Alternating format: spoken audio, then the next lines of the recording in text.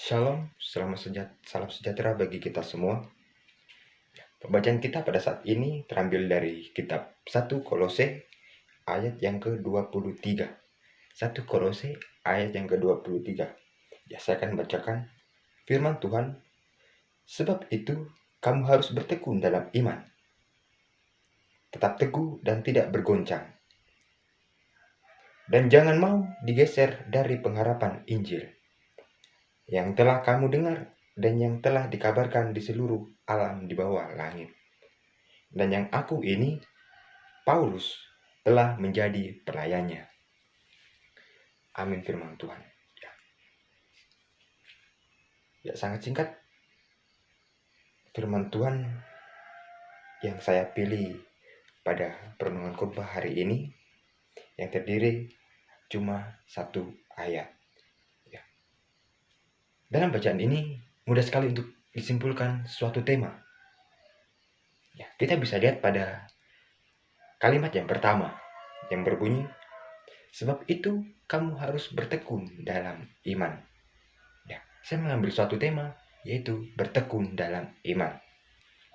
Ya, saudara-saudara yang terkasih dalam Tuhan, sebelum kita melanjutkan kepada pembacaan kita harus mengerti terlebih dahulu apa itu iman. Ya, dalam Ibrani 11 ayat yang pertama dijelaskan bahwa iman adalah dasar dari segala sesuatu yang kita harapkan dan bukti dari segala sesuatu yang tidak kita lihat. Ya, iman adalah dasar dari segala sesuatu yang kita harapkan. Ya, kita tahu bahwa dasar itu merupakan suatu awalan, suatu landasan. Ya, bagaimana kita menuju ke depannya. Dasar dari segala sesuatu yang kita harapkan. Apa yang kita harapkan? Ya, jelas bahwa kita mengharapkan keselamatan dalam penebusan Yesus Kristus di kayu salib. Ya, adalah dasar dari segala sesuatu yang kita harapkan dan bukti dari segala sesuatu yang tidak kita lihat. Ya, ada satu ayat dalam Alkitab, ya, percayalah walau tidak melihat. Ya, apa yang kita percayai? Ya, jelas bahwa yang kita percaya adalah Yesus Kristus. Kita tidak melihat dia di kayu salib, tapi kita percaya bahwa itu semua adalah benar.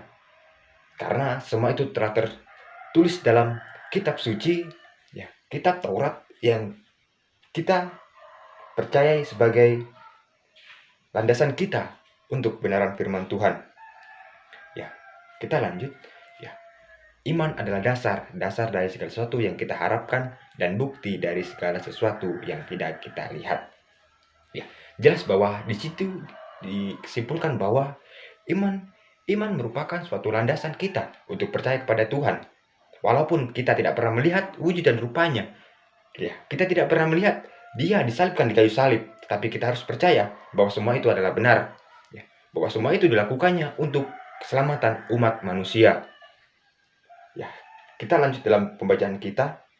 Ya, bertekun dalam iman. Ya, apa yang dimaksud bertekun dalam iman?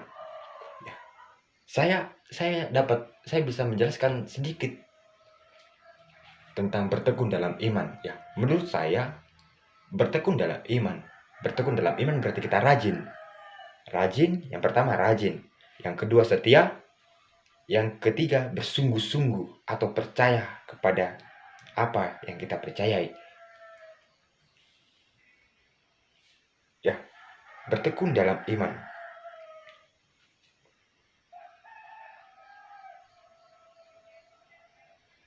Ya, setiap orang yang percaya kepada dia, ya, dia itu siapa? Ya, dia itu Yesus Kristus. Bahwa dia adalah penguasa tunggal kerajaan surga di sepanjang masa sampai akhirnya. Sampai akhir zaman.